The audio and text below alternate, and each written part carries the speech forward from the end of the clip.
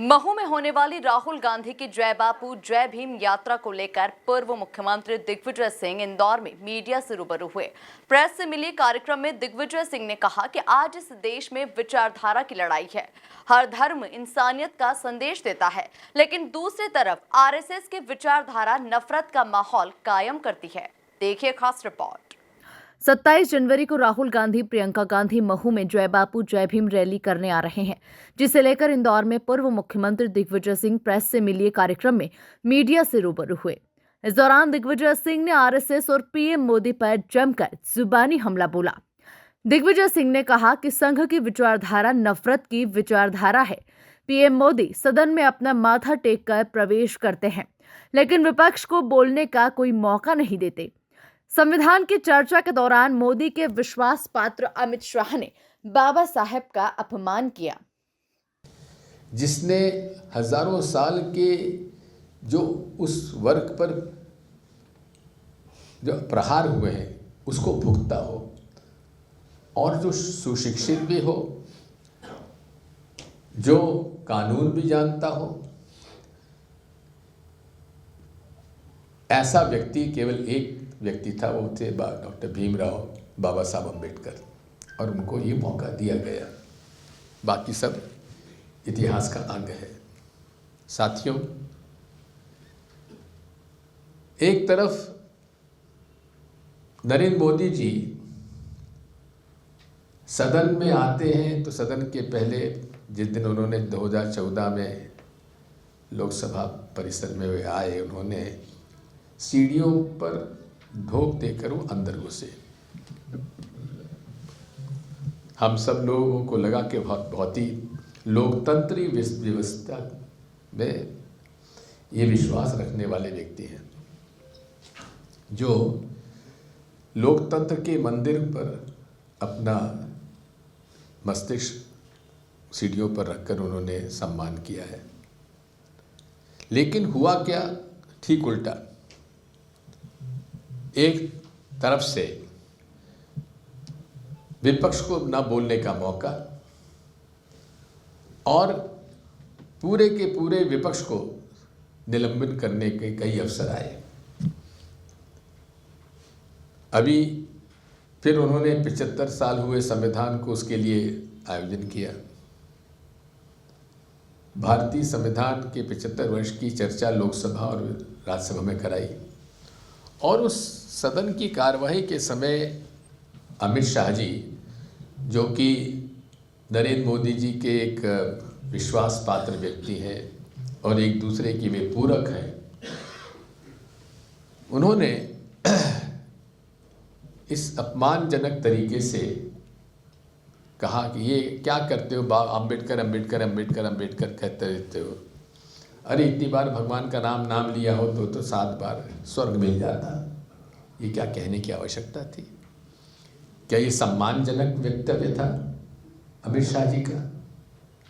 इन सब बातों को लेकर कांग्रेस पार्टी ने और सारी वो पार्टियां जो कि मूल रूप से जिस विचारधारा का उल्लेख मैंने किया है, उस विचारधारा जो मानते हैं, उन लोगों ने मिलकर अमित शाह जी का विरोध किया और उनसे इस्तीफे की मांग की, उनको बर्खास्त किए जाने की मांग की। खैर, नरेंद्र मोदी जी तो 1 मिनट भी अमित शाह जी के बिना नहीं रह सकते।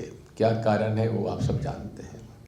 दिग्विजय सिंह ने कहा कि कांग्रेस ने जय बापू जय भीम यात्रा निकाली। 27 जनवरी को कांग्रेस राष्ट्रीय अध्यक्ष मल्लिकार्जुन खड़गे, राहुल गांधी, प्रियंका गांधी महू में रैली को संबोधित करेंगे।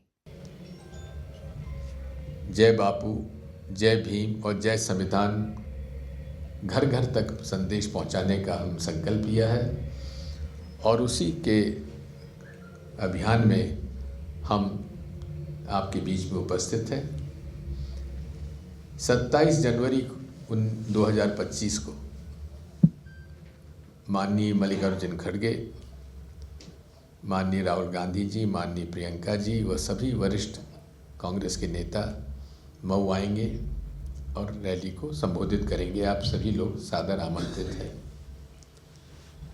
साथियों, दूसरी बात यह है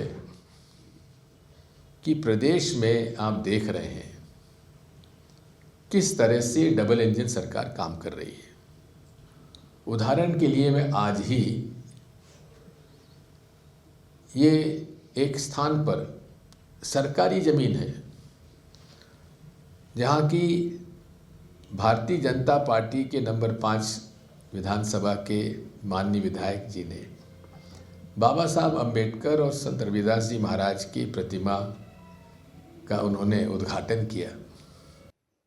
वहीं दिग्विजय सिंह ने पीएम मोदी और केंद्रीय मंत्री शिवराज सिंह चौहान पर निशाना साधा। उन्होंने कहा कि कृषि मंत्रालय भ्रष्टाचार का बहुत बड़ा माध्यम बन गया है।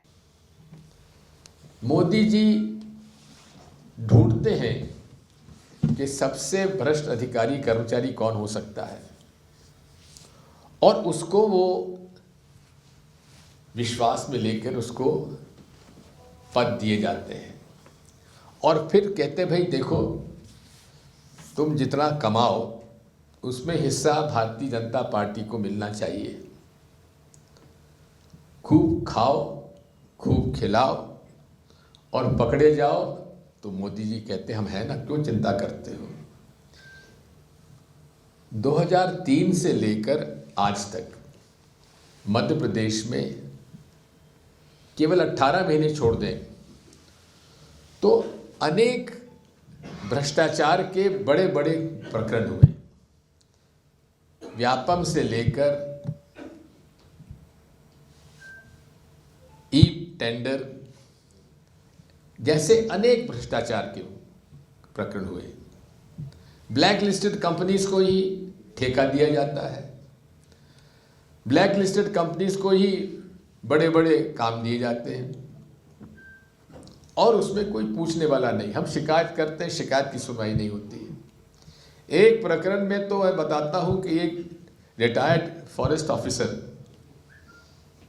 के खिलाफ प्रधानमंत्री कार्यालय को शिकायत की गई, प्रमाणित शिकायत की गई। वहां से चीफ मिनिस्टर तब शिवराज सिंह चौहान थे, उनको ये शिकायत फॉरवर्ड की गई कि इसकी जांच करके भेजिए। तो शिवराज सिंह चौहान जी ने जिस व्यक्ति के खिलाफ शिकायत थी उसी को कहा कि तुम जांच करके हमें रिपोर्ट दे दो, यानी कि जिसके खिलाफ शिकायत है उसी ने रिपोर्ट बना के दी थी कि साहब शिकायत गलत है और उसको वापस प्रधानमंत्री कार्यालय को भेज दिया गया। अब आप समझ सकते हैं क्या है ये। आज शिवराज सिंह चौहान कृषि मंत्री हैं, मैं भी कृषि मंत्री रहा 1980 और 82 के बीच में। कृषि मंत्रालय एक वो मंत्रालय था जो किसानों के लिए, किसानों के हित में लड़ाई लड़कर काम करता था, लेकिन उसमें भी अब भ्रष्टाचार का इतना बड़ा एक माध्यम बन गया है कि एक इसके पूर्व कृषि मंत्री जी हमारे जो मध्य प्रदेश के रहे कमल पटेल, उनका तो आप देखिए कि किस प्रकार से उन्होंने इस प्रदेश में किसानों की योजनाओं को किस प्रकार से उन्होंने लूट की है। एक उदाहरण आपको देता हूं ऑर्गेनिक कपास का।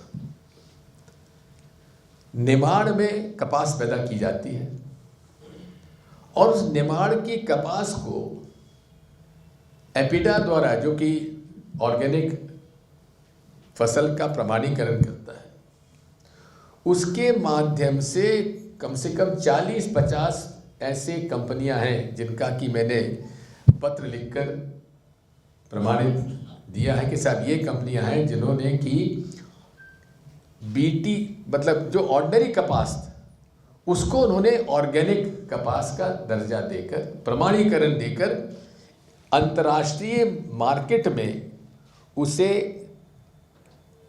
ऑर्गेनिक कपास का प्रमाणीकरण दे दिया है। कुल मिलाकर पूर्व सीएम दिग्विजय सिंह ने बाबा साहेब को लेकर बीजेपी और आरएसएस पर जमकर निशाना साधा, साथ ही इंदौर मीडिया को महुआने का न्योता भी दिया। Bureau report, MP news, Indore.